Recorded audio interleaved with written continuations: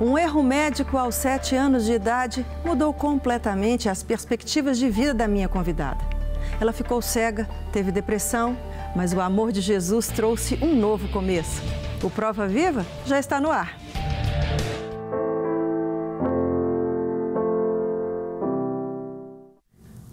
Um erro médico fez com que Isabel Lina, ainda na infância, perdesse totalmente a visão. A escuridão, durante um tempo, tomou conta do coração da minha convidada. Os pais dela não sabiam o que fazer com a filha, cega, e a mantinham dentro de casa, sem nenhuma possibilidade de socialização com o mundo. Ela teve depressão, se tornou obesa, mas agora ela é uma prova viva de que o amor de Jesus pode transformar a hora mais escura num lindo amanhecer. O braille e o esporte foram instrumentos de cura na vida dela. E hoje ela é maratonista e já viajou o mundo em disputas como atleta. Que prazer inenarrável receber Isabel Lina no programa Prova Viva. O prazer é todo meu. Querida, que testemunho impactante. Seja muito bem-vinda. Obrigada. Eu acredito que, dos testemunhos que já vieram aqui no programa, esse que envolve a visão, ele mexe muito comigo, sabe, Isabel? E eu acredito que as curas físicas que as pessoas recebem são muito importantes, as curas da alma que elas também recebem são muito importantes, mas ter uma experiência tão profunda com o Senhor, dessa dimensão, deve ser algo maravilhoso. Estou curiosa para saber, estou curiosa para te escutar. Estou mesmo muito curiosa. Seja muito bem-vinda mais uma vez. Conta para nós, então, como é que foi a sua história. Essa história que eu já anunciei desde os 7 anos. Como é que era a sua vida um pouquinho antes e depois dessa cirurgia que você, com isso, perdeu a visão? Bom, eu, até os 7 anos, eu era uma criança muito esperta e eu já gostava de correr. Eu não parava quieta. A minha mãe tinha maior dificuldade comigo para mim manter eu quieta. Você é filha única? Tem outros irmãos? Não, tenho outros irmãos também. Uhum. Mas você é a mais velha, mais nova? Eu sou a terceira. Terceira. Mas eu era assim, de mulheres era eu, até minha irmã nascer. Nesse meio tempo, quando eu estava com 7 anos, tendo a vida normal, pulando e com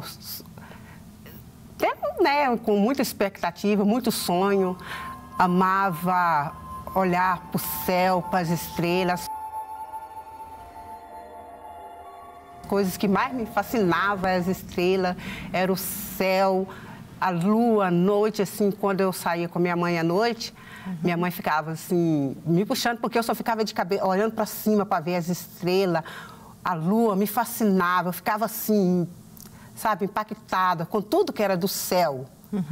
Que céu azul. Então, até hoje eu tenho na minha mente as coisas assim, as coisas naturais que Deus fez, só que eu ficava assim, impactada, sem saber, né?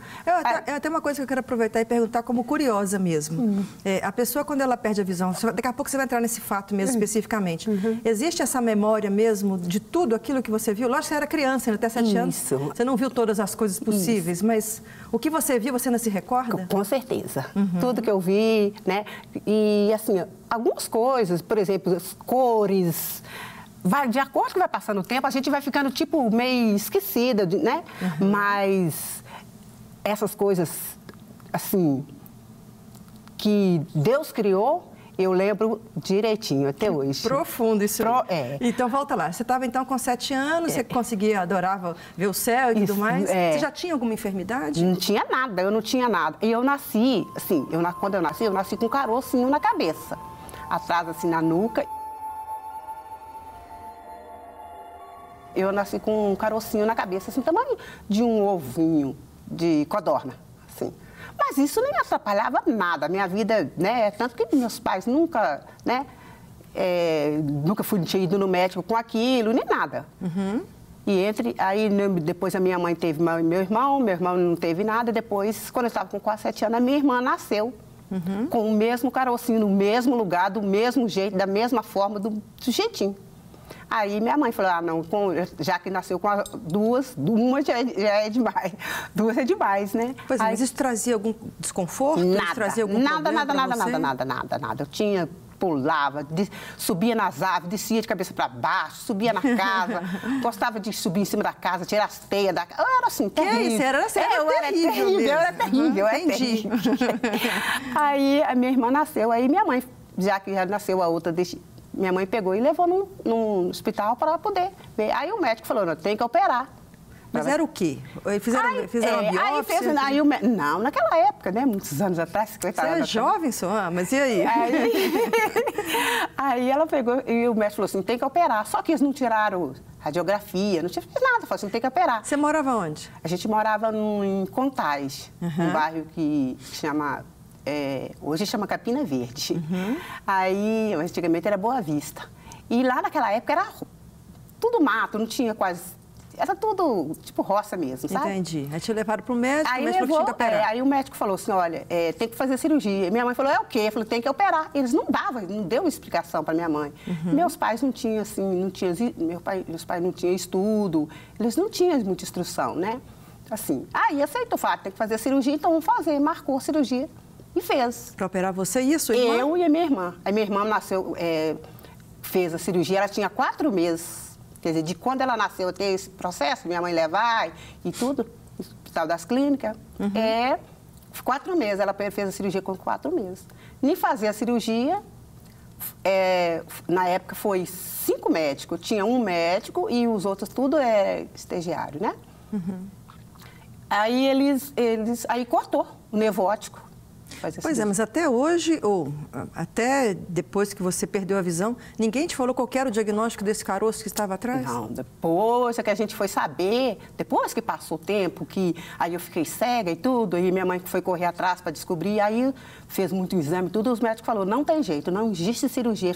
Falaram, só se for milagre de Deus, porque para a medicina até naquela época, pode ser que hoje tenha, né? Não sei. Entendi. Mas naquela época era o nervo óptico, não tinha como. Entendi.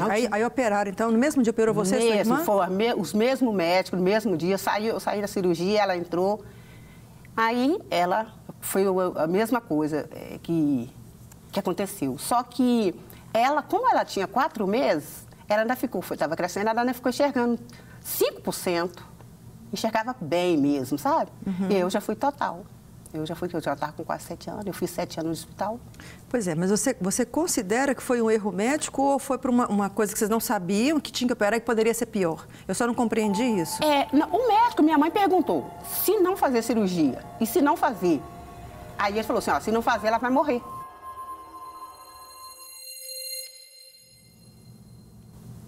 Foi isso que eles falaram para minha mãe. Se não fazer, que a gente ia morrer. Mas só que depois que passou o tempo, mais tarde, uns anos mais tarde, a gente foi fazer outros exames, tudo, e a gente descobriu com o médico que aquele caroço era tipo que eles falam lombinho, né? Os caroços era por fora, não precisava de abrir a cabeça. Entendi. Não tinha necessidade. Era aqueles caroços, sabe? Essas pessoas que dá assim, às vezes tem pessoas que dá na mão. Tipo uma nódulozinha de gordura, assim, acumular. Isso. Entendi. Mas então volta essa história para mim. Aí vai para o médico, opera, já saiu de lá com rompido o nervo óptico, já ficou cega na hora da cirurgia? Eu lembro que quando eu saí do hospital, eu não lembro que eu enxerguei, eu olhava assim, eu enxergava, mas eu acho que eu não estava enxergando muito bem direto, não, porque, sei lá, não estava do jeito que eu entrei, não. Quando eu entrei, eu olhava para o chão, eu via assim, eu lembro que o chão vermelho do hospital, mas assim, aí eu sei que passou não sei quanto tempo, porque na época que a gente é criança, o tempo não sabe mais qual é o tempo, mas acredito que 1 mês, mais ou menos, não sei. Minha mãe também não me falou que tempo que foi. Eu sei que 1 semana, 2 semanas, eu estava em casa, assim, minha mãe... a gente estava acabando de almoçar e minha mãe, como nós somos da Bahia, minha mãe é da Bahia, somos da Bahia, né? E minha mãe, todo mundo tinha que tomar café, tinha que almoçar, tinha que tomar café. Aí minha mãe deu almoço pra gente, a gente sentado assim tudo no chão e tudo, aí ela me deu a xícara e falou, toma aqui. E eu pegava e fazia, quando ela ia com a xícara, eu fazia assim, ela, toma menina café, eu não... E ela achou que eu estava brincando com ela. Ela falou assim, eu vou te dar umas pancadas porque você está brincando. Toma o café. E começou a ficar brava comigo. E ela falou assim, não fica fazendo papel de cega, não. Entendi. Aí eu falei assim, mas eu tô cega. mas você não tá vendo? Eu falei, não tô, não. Como você não tá vendo? Olha eu aqui. Eu falei, põe a mão em mim. Eu botava a mão do outro lado. Põe aqui. Aí ela ficou o dia todo fazendo pesquisa em mim. Que eu, assim, perdeu, assim, acabou de Como é que foi a sua... Apagou. Aí ela ficou em choque? Em choque, assim, completamente, assim, arrasada. A vida dela, assim, foi totalmente, assim, arrasada. Porque ela não sabia o que fazer. Minha irmã, nesse ponto, ela não sabia se minha irmã ia ficar cega ou não, porque minha irmã era bebezinha, né? Então, ela ficou em choque. Aí, no outro dia, cedo, saiu comigo para o hospital, São Geraldo, e médico foi fazendo aí para o hospital, aquela coisa toda, e foi constatado mesmo. Não, o médico falou, não, realmente, ela está cega, e não tem. Só que eu entender isso, consegui, não. Queria ter a minha vida que eu tinha mesmo, de subir na árvore, de descer, de fazer as coisas, de continuar pulando. Só que aí eu batia, caía, machucava, por quê? E a minha mãe falava, minha filha, você está cega, você não enxerga. Eu, a mesma coisa de falar isso comigo. Você não queria saber, você queria ter a vida de novo. Eu não entendia ainda. E aí minha mãe me pegava pelo braço, jogava lá na cama, fica quieta que você está cega, você vai machucar.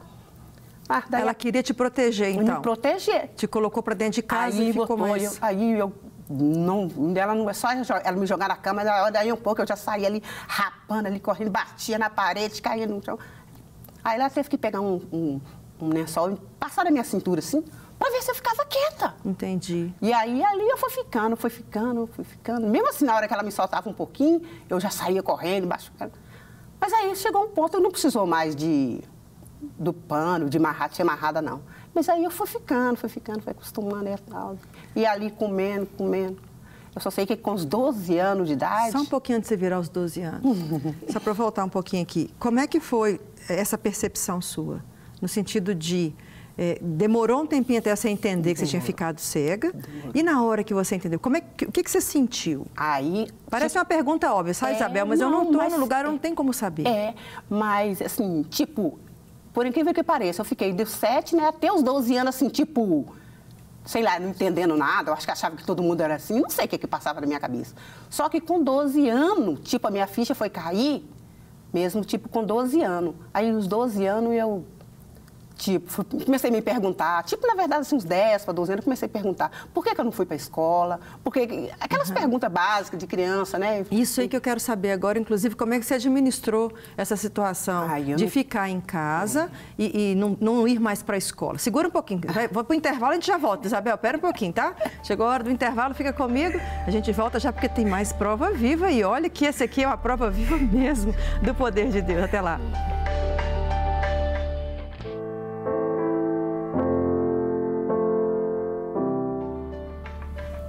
Hoje recebo Isabel Lina. Ela ficou cega na infância graças a um erro médico. Foi infeliz e obesa durante muito tempo, mas viveu uma linda transformação. Isabel, você parou no momento em que você dizia, então, que com 7 anos você foi operada, você perdeu a visão, a sua mãe tentou te segurar para você não se machucar, ficou te deixando mais dentro do quarto. E você estava contando esse período de transição dos 7 aos 12 anos. Como é que foi sua vida até então? Aí eu fiquei, né, ali, quieta. Com os 12 anos que eu comecei a me questionar por que eu não tinha ido para a escola, porque essas coisas. E aquelas dúvidas de adolescente, né? E aí começou o meu conflito. Aí, porque até então você não tinha ido em escola nenhuma, nem no prezinho, nem nada disso. Não, nada. Ok. E aí foi entrando, e aí veio a depressão, porque meu sonho era estudar, eu sonhava em ser médica. Então, assim, o meu sonho era... E aí, comecei com os 17 anos, e eu sem expectativa nenhuma de vida, minha vida... E a minha mãe também dizia que a minha vida era condenada ali, que ela vivia aquela situação. E as pessoas falavam com a minha mãe, para minha mãe deixar a gente ir para o Instituto São Rafael, que é a escola para deficiente, né? Okay. Isabel, deixa eu voltar só um pouquinho. Você falou com mais ênfase por 2 vezes a questão dos 12 anos. Teve algum fato com 12 anos que você ia contar? Porque nós entramos no intervalo, você pode ter esquecido desse momento. Não. Porque foi da 12 anos que realmente... Você questionou a escola. Isso, eu questionei. Tá. E aí, daí para frente à minha vida se realmente se transformou num caos. Entendi. Porque eu queria ir para a escola, eu queria ter minha vida normal, eu queria tantas coisas, né? E aí, como isso não aconteceu, aí com... Me conta um pouquinho como é que foi sua vida dentro de casa, no quarto. Foi daí. Só ficar em casa? Só ficar em casa, só em casa, né? Às vezes saía para ir para o médico, aí eu adquiri, que hoje eu sei que é a depressão, né? Que era uma angústia, e não conseguia dormir nem de noite nem de dia, sofri uma tonteira, comecei a sofrer uma tonteira de noite, eu não dormia nem de dia nem de noite, aí a minha mãe levava no médico, os médicos não sabiam o que era, naquela época era tudo muito difícil, minha mãe levava, passando por 23 médicos, assim, para poder descobrir qual a causa da tonteira. Gerou algum medo em você nesse período de transição? De vendo para não ver, por exemplo, porque fecha tudo, escurece tudo, não enxerga nada. Tudo. Os barulhos devem ter uma dimensão maior. Tudo. Né? O tato precisa ser desenvolvido. É um pavor que a gente sente, assim, sabe? E ainda mais assim, eu sempre fui muito... Eu sonhava, eu tinha muito sonho, eu tinha, sabe? E naquele tempo que eu ficava dentro de casa ali, eu estava só sonhando, querendo que as coisas mudassem, que um dia eu acordasse e aquela escuridão acabasse. Entendi. Então, com os 17 anos, eu via que aquilo ali não tinha... quando nada da minha vida ia mudar, eu tentei o suicídio, né? Tentei me enforcar. Mas, como eu sempre falo, eu não conhecia o Senhor nessa época. Sim. Mas o Senhor já me conhecia e Ele sabia porque tudo isso que estava acontecendo. Eu de pendurei, joguei uma corda em cima na ponta de uma árvore e a corda desceu e eu caí. Eu não cheguei a conseguir consumar o suicídio. Depois eu tentei, botando fogo em mim, com os 20, tentei bater fogo, joguei álcool em mim, mas como meus braços, eu fui ficando atrofiada, porque aí eu atrofiei. Meus pés virou para... Eu com 12 anos, daí em diante, eu já estava pesando 130 quilos, porque só de comer e ficar deitada ali, comer deitada, então só engordei 130 quilos. E então meus pés, eu não tinha força, eu peguei o vidro de álcool e fui para jogar na minha cabeça, mas a minha mão não subia para cima assim. Entendi. Aí só joguei na minha cintura e botei fogo. Fogo apagou. Meu Deus. Depois não fiquei com uma sequela de queimadura. Depois eu tentei, os médicos passavam remédio para mim para poder dormir por causa da tonteira, né? Eu tomei 2 cartelas de comprimido. Só a única coisa que aconteceu é que eu dormi 3 dias sem parar. Entendi. Quer dizer, o Senhor estava cuidando de mim, só que eu não conhecia Ele. Isso, eu quero chegar, nós estamos no finalzinho já do programa, eu quero chegar na parte assim, você ficou quanto tempo nesse período? Até os 33 anos. Dos 7 aos 33 anos. Aos 33. Dentro de casa. Dentro de casa, vivendo essa angústia e tantas outras coisas que não dá. Dá tempo, não dá tempo. Com depressão e solidão, tristeza, amargura. Vamos tentar finalizar um pouco rapidinho agora. Como é que foi sua vida a partir daí? Como é que você descobriu o Senhor? Como é que as coisas começaram a mudar? O que acontece? Aí eu fui com os 33 anos, que minha mãe foi convencida de me levar para o Instituto São Rafael. E eu, com os 33 anos, eu fui aprender o braille. Aí a minha vida já foi começando a mudar um pouco, né? Porque já comecei a sair de casa, minha mãe me levava e tudo. Eu aprendi o braille com 33 anos. E com 35 anos, 2 anos que eu já estava lá, já tinha aprendido o braille, tinha feito locomoção, já estava... Né? Mas eu andava com muita dificuldade. Aí eu conheci o esporte, conheci o atletismo. A princípio fui para o atletismo para aprender a andar, porque meus pés não passavam na frente do outro, um na frente do outro. Então eu fui aprender a andar. Entendi. Com os 33, aí com 4 meses que eu estava no atletismo, eu participei de uma competição e fiquei em primeiro lugar numa corrida de 800 metros. Que isso, já começa brilhando assim? E aí eu comecei a correr, depois com 4 meses eu fui para disputar o campeonato no Rio de Janeiro, e daí a vida só foi disputando o campeonato, só que aí eu comecei a correr corrida de pista, 100, 200, 400 metros. Mas eu ainda não estava lá mais pesando 130 quilos, mas eu ainda estava gorda, então assim, não dava para fazer velocidade. Aí eu passei a correr corrida de rua, fazer 5 quilômetros, depois de 5 quilômetros eu fiquei em primeiro lugar, 10 quilômetros em primeiro lugar. Isso começou a te animar também, te deu vida, né? Deu vida, e sim. Aí até chegar aos 42 quilômetros, que é a maratona. Aí eu comecei a correr. Não, você não corre 42 quilômetros. Fala comigo, sabe? Só 13 maratonas. Você tá brincando? 13 maratonas. Só para deixar o povo de casa assim, bem assim, pensativo. Quantos anos você tem hoje? 58. Mata a gente de vergonha. Faz isso mesmo. 58. Graças a Deus. Então, assim, ali é a minha vida, assim. Mas tudo isso que aconteceu, o Senhor já estava com a mão sobre mim. O Senhor estava me protegendo. Só que eu não conhecia Ele. Amém. Ele me conhecia e ele sabia porque que tudo isso que tinha que acontecer na minha vida. Porque ele queria me dar a vitória. E como é que você conheceu Jesus? Me conta rapidinho como é que foi, Isabel. Eu só em 2011 que eu fui conhecer o Senhor. E, assim, de uma forma tremenda que, assim, para contar, tem que ser... Não, tem outro programa. Eu tenho outro programa para saber como. Mas o Senhor entrou e mudou a sua história. Mudou totalmente. Mudou as angústias, mudou a tristeza. Toda. E, assim, até mesmo a escuridão, que quando a gente é cego, né? Então, a escuridão é uma escuridão terrível. Hoje não é mais escuridão. Glória a Deus. Eu sou cega mesmo, mas não é tudo escuro. Então, eu só claro, tipo, sabe, é como se um sol fosse um sol. Amém. Então, assim, o Senhor mudou totalmente a minha... Para eu poder finalizar, você chegou a ter raiva do médico que te operou? Chegou a ficar com raiva dele de ter errado na cirurgia? Até os 33 eu tinha ódio.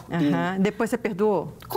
Gente, não, com certeza. Glória a Deus. E eu sei por que aconteceu. Ele tinha que acontecer isso. É mesmo? Tinha que acontecer, porque senão, como é que eu estaria aqui hoje? Verdade. Senão, como é que...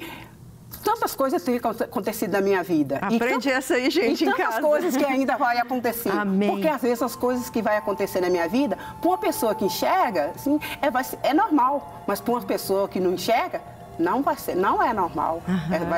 É sobrenatural. Amém. E o que Deus tem feito para mim de 2011 para cá é o sobrenatural.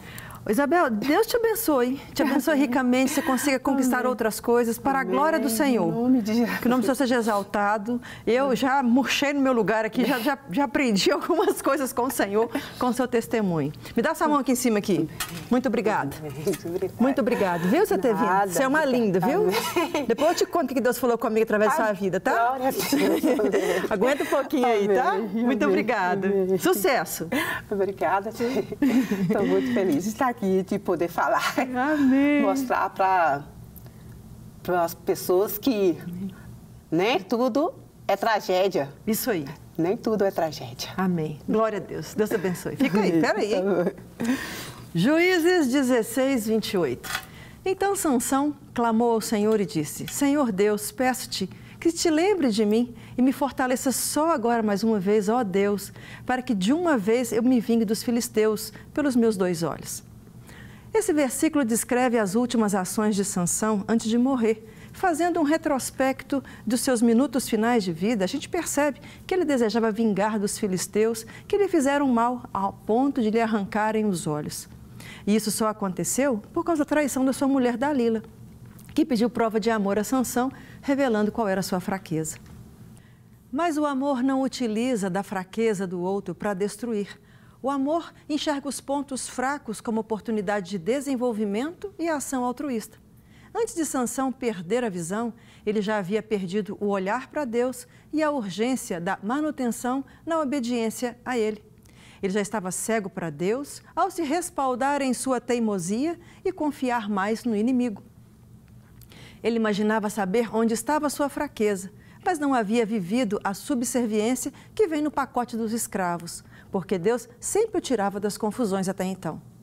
Ao perceber essa esmagadora experiência, essa prisão cruel que domina e expõe, solicitou como último pedido a Deus forças novamente para vingar seus inimigos. Deus concedeu a ele e sabemos o final da história. Diante disso tudo, pergunto, nos é válido pedir forças para vingar dos inimigos e daqueles que nos fizeram mal e que nos aprisionaram nos seus conceitos e valores? Por vezes, somos prisioneiros dos nossos próprios pecados. Outras vezes, aceitamos a prisão por crermos nas mentiras e na manipulação das Dalilas em nossas vidas. O Novo Testamento não nos orienta a viver olho por olho, dente por dente, mas que aguardemos a justiça de Deus. Então, use as suas últimas forças, se assim elas estiverem, para romper as pilastras estruturantes da descrença em Jesus Cristo como único e suficiente Salvador, e que o seu pecado também não tem perdão. Quebre ainda a mentira de que existem ações que fizeram contra você que são incapazes de serem perdoadas, porque ao fazermos um retrospecto das nossas vidas, confirmaremos o maior amor e bondade de Deus para conosco, tornando deste modo possível o perdão e o amor pelos inimigos.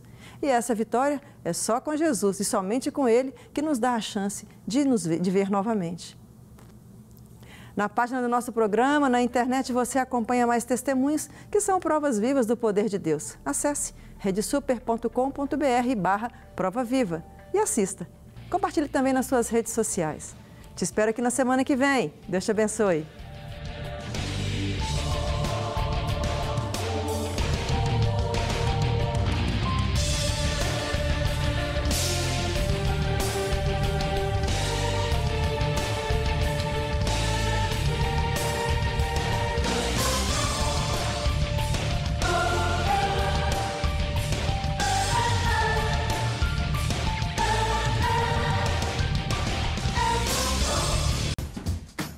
Não quer ficar um segundo por fora da nossa programação? Agora você pode nos acompanhar através das plataformas digitais. Não perca tempo, acesse, curta e siga-nos. Fique por dentro de tudo o que acontece por aqui. Rede Super, inspirando você.